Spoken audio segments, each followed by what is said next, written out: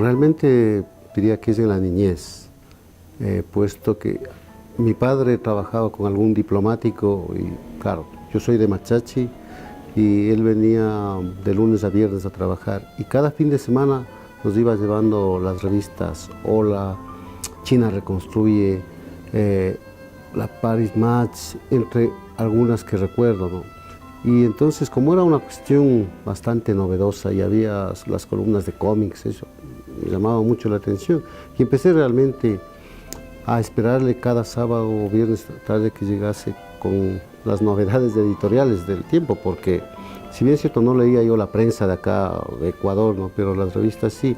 Yo creo que ese es el primer acercamiento real, o sea, desde muy niño, ¿no?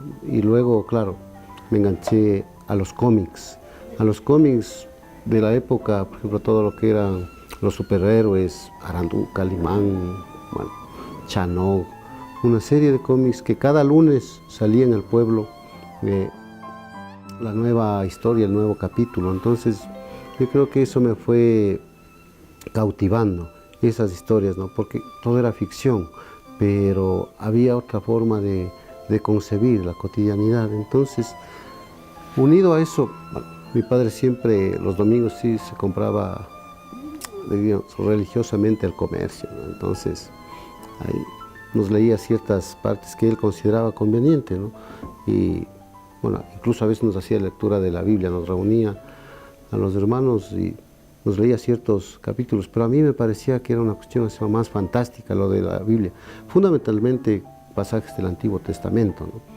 Entonces, todo ello me fue involucrando y claro, luego eso diríamos que es una etapa como de experimentación, de acercamiento a textos así no orgánicamente estructurados, más bien ya cuando uno va a la educación secundaria, al colegio estudié con los salesianos en primera instancia también, me da la óptica de otras lecturas más pegadas a la cuestión religiosa, pero desde un humanismo también importante, ¿no? O sea, con todo el trabajo que Don Bosco había realizado con ese esquema de misiones.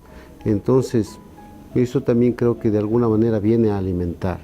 Pero ¿qué pasa? Tercer, cuarto curso voy a un colegio fiscal, en donde tengo un profesor, un sociólogo, que nos habla del materialismo histórico, del origen de la vida, desde otra perspectiva, y me llamó mucho la atención. Y empiezo realmente a leer el manifiesto del Partido Comunista, bueno, el origen de la familia, la propiedad del Estado, un poco ya más orgánicamente la parte política.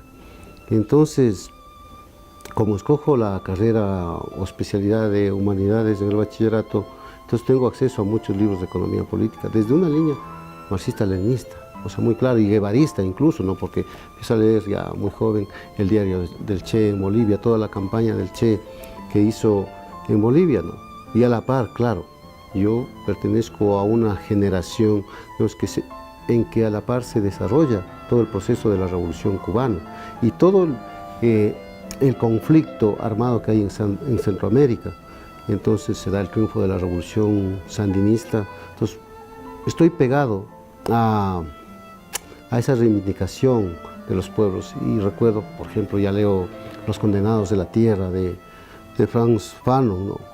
Y toda una serie de lecturas ya súper bien orgánicas. Me vinculo desde muy joven al socialismo revolucionario, acá en el Ecuador como una tendencia alternativa y escucho a ese gran reformador universitario que fue Manuel Agustín Aguirre, ¿no? Entonces, quien nos hablaba del hombre nuevo que justamente planteaba el Che.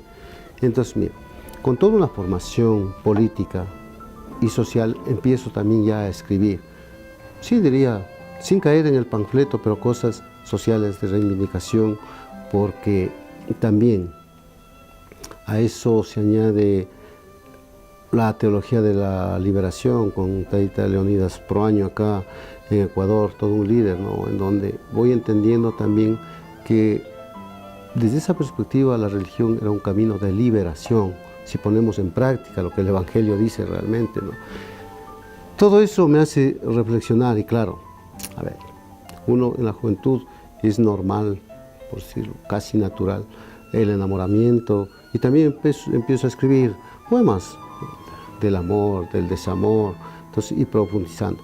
Pero yo diría que ya esto de entrarle con más seriedad a la escritura es prácticamente en la universidad, porque allí tengo bastantes buenos maestros como Ulises Estrella, ¿no?, que nos hacía analizar los textos, Pedro Jorge Vera, Marco Antonio Rodríguez, y en otras tendencias también el Enrique Ayala. Bueno, todo eso es un cúmulo de saberes que ya orgánicamente dice, a ver, hay que leer todo lo que Jean-Paul Sartre ha producido, hay que leer a Albert Camus, La náusea, por decirlo, El extranjero, y los poetas malditos franceses. Entonces, uno entiende mucho más fácilmente la conformación de la escritura con guías, ¿no? Entonces, orgánicamente voy discerniendo esta configuración de los textos y a entender el papel del arte en el ser humano, no como un ente, más bien, no como un ente que puede provocar la liberación de los pueblos, pero sí como un ente súper fuerte de la interioridad del ser humano respecto de, es decir, desde otras visiones, mirar el mismo objeto, el mismo fenómeno, pero desde una visión mucho más profunda. Entonces, eso me involucra más en este proceso de escritura y bueno, a la par que se hace un trabajo de gestión cultural también, ¿no? O sea, en mi pueblo, en Huachachi, el cantón, todo un proceso que viene a alimentar, es decir, esto es una cuestión, como Gramsci decía, un poco el intelectual orgánico, ¿no?, salvando las distancias, obviamente, pero yo creo que estaba en ese camino. Entonces, bueno, concluyo la actividad universitaria y todo ya con unos textos más serios. Presento a varios escritores, ¿no?, a ver si es que eran publicables. Me dicen que sí, sigue y dedícate con más tenacidad o constancia, ¿no?, a la actividad de escritura, y así lo hago en efecto, pero a la par igual leyendo, ¿no? Luego viene una etapa un tanto, digamos, importante porque voy a Europa, ¿no? Estoy en España fundamentalmente y coincide con la época de la diáspora, de toda esa migración de los hermanos de Ecuador. Entonces veo allí en España, en Barcelona fundamentalmente, toda la situación de los compatriotas. Y eso me provoca escribir un libro, por ejemplo, que se denomina Poemas Distantes, ¿no? Hacer propio quizá ese dolor con un verso que decía César Vallejo: España, aparta de mí ese cáliz, ¿no? O sea, tan dura la situación que se produjo allí, también me conduce a indagar el fenómeno migratorio ecuatoriano y un poco intentar decirle a la sociedad de acogida, fundamentalmente a la sociedad catalana, el por qué los ecuatorianos en particular migraron por cientos y por miles allí, ¿no? Entonces logro estructurar un libro que se denomina, un libro de ensayo, Voces inconclusas ecuatorianos en Cataluña. Entonces, esto causó, digamos, un impacto positivo a nivel de los medios, porque vinieron de Italia, de México, de algún otro lado, cadenas de televisión, para entender qué se decía en ese libro. Porque si bien es cierto, se había escrito mucho sobre la cuestión migratoria, pero desde la óptica de los expertos, de los investigadores, desde la academia, ¿no? Y no, esta vez la diferencia era que lo hacía un protagonista de la migración, o sea, hablar o enfrentar el fenómeno con voz propia, por decirlo de alguna manera. Entonces los medios locales, radio, prensa, televisión, igual se interesaron, y yo creo que eso sí ayudó. O sea, no soluciona el problema de la visión del fenómeno migratorio, pero sí ayudó a sensibilizar de alguna manera, porque se hicieron múltiples presentaciones en bibliotecas, centros culturales, casas de la cultura, ¿no? Entonces, ese libro alguna vez al presidente Correa pude entregarlo en la Casa de América en Madrid, cuando Galo Mora era ministro de Cultura. En fin, yo creo que todo eso y el acceso, sobre todo el acceso a libros que acá en Ecuador no existían, facilitó también ese crecimiento, ese nutrirse de otras visiones de la poesía, ¿no? El poder conocer allí a otros grandes poetas catalanos o españoles, tener el acceso a toda la biblioteca de la generación del 27, ¿no?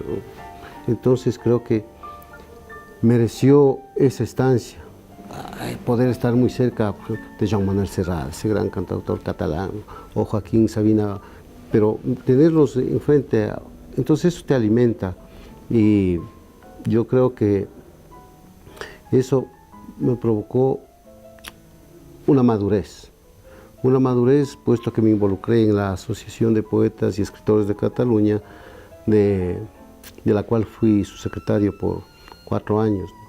Y otra cosa a la par, en 2004 creamos la Casa de la Cultura Ecuatoriana Núcleo de Cataluña en Barcelona, España, a la cual pues pudo allí viajar, recuerdo, Raúl Pérez Torres con Williams Castillo. Entonces, a balizar, a fundamentar, a arropar ese proceso, ¿no? Porque logramos reunir a bailarines, músicos, pintores y escritores ecuatorianos de Barcelona fundamentalmente, ¿no? Entonces, eso también fue demostrar la otra cara, decirles de que el Ecuador no solo era mano de obra barata, ¿no? Sino que también había esa sensibilidad y que estaba allí. Entonces, bueno, eso también nos permitió abrir un espacio importante, ¿no? Hasta en el 2007 lograr hacer y construir el Encuentro de Cultura Ecuatoriana de Ultramar, con sede en Barcelona, fundamentalmente dedicado a la literatura, en donde pudimos reunir a escritores ecuatorianos radicados en Europa. El punto central fue Barcelona. Y de aquí, de Ecuador, por cierto, sí viajó una delegación importante. Entonces eso nos afirmaba, porque ya teníamos un espacio en la Casa de América de Cataluña, en Barcelona. Entonces yo creo que, mira, la fuerza que tiene la cultura es real como un mecanismo de decir, aquí estamos con nuestras diversidades, pero igual que teníamos los derechos que la sociedad extendía, es cierto también, pero yo creo que al estar fuera más bien se logró de alguna manera, nosotros como Casa de la Cultura, reafirmar la diferencia. Porque los catalanes, al ser una sociedad muy enraizada culturalmente, nacionalistas y todo, respetaban mucho la diversidad de culturas que se habían asentado allí. Entonces, yo creo que sí, se hizo un trabajo en su momento importante. Entonces, en el transcurrir ¿no es cierto?, de esa retroalimentación y todo, también a la par iba publicando ciertos textos, un poco, yo sí me atrevo a decir, más maduros, más con condumio literario. Y allí, bueno, estuve en la Universidad de Tarragona, por ejemplo. Fue grato que habíamos sido publicados 3 poetas, María Fernanda Espinosa, no recuerdo el otro nombre, pero es un connotado poeta ecuatoriano, y yo, ¿no?, que nos publicaron una edición. Entonces, todo eso un poco sí te comprometía o te elevaba el autoestima, y poder compartir en esos grandes encuentros, sí diría, de latinos y de ecuatorianos fundamentalmente, a veces por determinadas fiestas patrias que se las celebra allí. Entonces, poderles decir también, aquí está la voz de un músico, de un poeta, de un pintor. Entonces, como parte de un colectivo, sin caer en una cuestión chauvinista, ¿no?, sino más bien decir de que eso afirma un lugar de origen, y también diciendo que es una creación universal, como arte, ¿no? Entonces, allí ya luego, otra vez retornado a Ecuador alrededor del 2010, me involucré nuevamente en el trabajo cultural, y empezamos con una visión también muy soñadora, diría, de haber aprendido la gestión cultural allí. Entonces quisimos levantar acá con un artista, Hugo Proaño, un artista plástico, y creamos el 2010 el primer simposio internacional de escultura monumental. Entonces eso lo hicimos en Machachi, y hasta la fecha hemos hecho 4 simposios, uno de ellos el 2013, me parece, lo hicimos aquí en los espacios verdes de la Casa de la Cultura, en mármol y todo, con la presencia de escultores de otros países. Pero eso nos dio la pauta de que era posible soñar.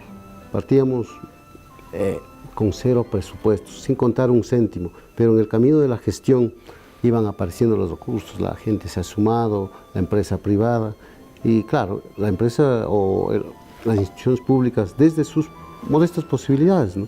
Entonces, mira, yo creo que estos aprendizajes y lograr impulsar desde otras ópticas acciones culturales también han sido importantes.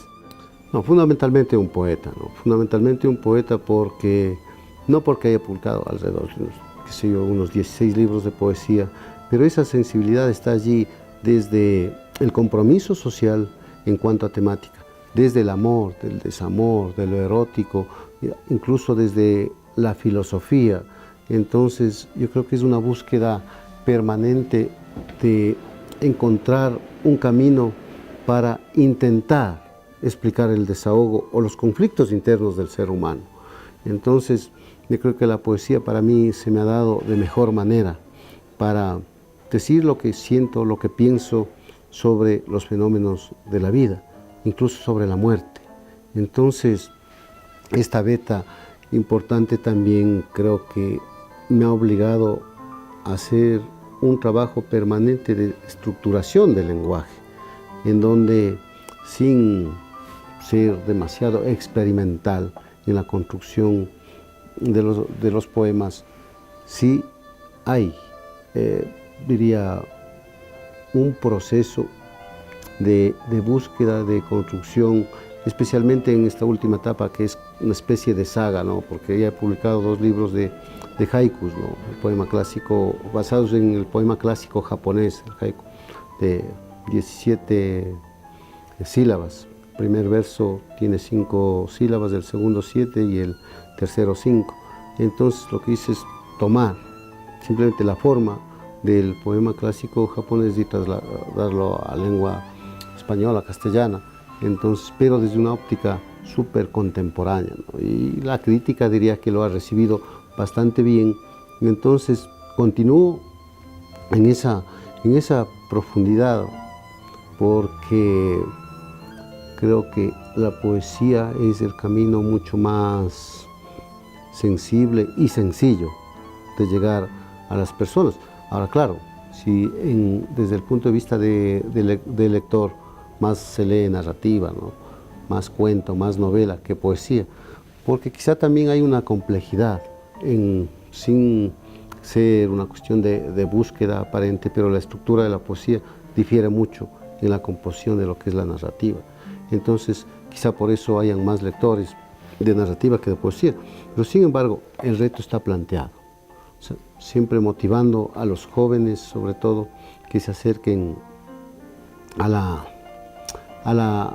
poesía, y esto me ha llevado también a expresar varios recitales de poesía y participar en encuentros internacionales también. Entonces eso reafirma la convicción del poeta, ¿no? Entonces decir también que es un tanto difícil, complicado vivir de la literatura, publicar aquí en el Ecuador, pero el trabajo continúa. Bueno, más que yo reconocimientos, más bien han sido reconocimientos, puedo decir, institucionales, de colectivos, ¿no? Porque no me atrevo a decir que he participado en certámenes, concursos, no, porque, bueno, no me ha llamado demasiado la atención, realmente lo otro también he sido muy descuidado en ello. Cuando he estado atento, he dicho, esta vez participo, ya se han pasado los plazos y todo, ¿no? Porque creo que la literatura en general y la poesía en particular no está sujeta al veredicto de un jurado, sino que la palabra fluye, ¿no? Y está permanente. Y son los lectores y el tiempo quien realmente valorará ese trabajo. Con esto no quiero decir que los certámenes no sean importantes. Son importantes, sí, porque es un incentivo serio, realmente, ¿no? Entonces, que reafirma el trabajo de los escritores. Entonces, quizá desde esa óptica, los reconocimientos más son de carácter, ya digo, institucional o de ciertos colectivos, bueno, sea aquí en Ecuador o fuera. Entonces, lo cual también sí te anima de que tu trabajo está en función de la sociedad. Entonces, eso ha sido también un motivo de alegría, ¿por qué no decirlo, para el espíritu? De que más allá de recibir una cuestión material o económica, te digan bien por tu trabajo porque nos has ayudado a ser un poco más sensibles, por ejemplo. Bueno, es muy grato y muy simbólico para mi persona en el sentido de que Este es el máximo galardón que entrega la Asociación de Poetas y Escritores de Cataluña, se denomina la Samotracia, porque claro, tiene un origen helénico, ¿no? Fue encontrada esta estatua así, degollada por decirlo, y se la tomó como símbolo de la libertad. En varios países del mundo lo tienen y entregan para ciertas manifestaciones de la cultura, y fue un gesto, un detalle a todo, ya una época o un periodo de tiempo dedicado a la difusión de la cultura, no solo ecuatoriana, sino latinoamericana en Cataluña. Entonces, para mí sí constituye un motivo, o sea, de un orgullo así o autoestima a nivel de decir, bueno, esto es lo único que valoro, ¿no? Que en otra dimensión geográfica, en otra cultura, como es la catalana, porque allí confluyen muchas culturas del mundo, al ser Barcelona una ciudad cosmopolita, una metrópoli así, entonces poder no haber competido, sino obtenido por ese servicio a la colectividad, ¿no? Entonces, esto es lo que yo realmente es lo que más valoro desde el sentimiento personal. La complejidad del mundo se nos viene y cada día en la vida cotidiana un poco te asusta, ¿no? De que tú vayas con un instrumento, con un aparato allí desenchufado del resto del mundo. Entonces yo creo que hay que escribir algo en torno a ello, porque es la sociedad que nos ha tocado o me ha tocado vivir. Entonces poéticamente provocar, intentar decir alguna cosa sobre ese fenómeno muy puntual. Por ejemplo, el amor no se extinguirá, pero creo que hay que enfrentarlo desde otras perspectivas también. Se ha perdido casi la comunicación, por ejemplo, ese diálogo de la palabra tan caluroso, tan humano, ¿no? Entonces estamos sujetos más a la situación tecnológica. Entonces yo creo que hay otras aristas, otras ópticas para seguir escribiendo sobre el mismo tema, el amor o el desamor, por ejemplo, que son temas para mí eternos desde las artes literarias. Entonces me queda por escribir, diría un poco también, aquello que tiene que ver con los saberes y lo ancestral, porque eso también considero que es a nivel regional, desde la visión andina, muy fuerte, que eso nos da, diríamos, una legitimidad para decir que nosotros provenimos de una matriz andina que no podemos desconocer y que, quiera ser que no, las generaciones actuales la desconocen. Entonces, ese es un camino. Entonces, para reafirmarnos como seres pertenecientes a un determinado espacio geográfico, por más que la globalización se venga, nunca seremos todos habitantes de un territorio universal. Siempre habrán los rasgos distintivos y eso se manifiesta a través del arte, aunque esa obra de arte se torne en universal. Pero sí hay ciertos rasgos en el arte que te van definiendo, a ver, esto es de África, por ejemplo, en términos muy generales, no puede ser igual a lo que se produce en los anglosajones, por decirlo, ¿no? o los chinos. Entonces siempre hay esas cuestiones que te distinguen y creo que en ese camino hay mucho por escribir todavía. El mayor referente de cultura en el Ecuador. Ecuador no solo es una línea imaginaria, sino un territorio en donde cohabitamos diversos pueblos y culturas. Un espacio desconocido, desgraciadamente. Humanidad como equivalente más bien a la fraternidad, como debería ser. Todos tenemos el derecho de haber venido al mundo, pero precisamente de habitarlo con fraternidad y solidaridad. El epitafio tal vez lo tengo escrito, pero no lo sé, no me lo recuerdo de memoria, ¿no? Pero si me atrevo a decir, no sé, se me sale decir, aquí yace quien le desafió a la vida, ¿no? Un poco así porque es un orden natural. Hablar con la verdad, ser leales, escuchar a sus padres.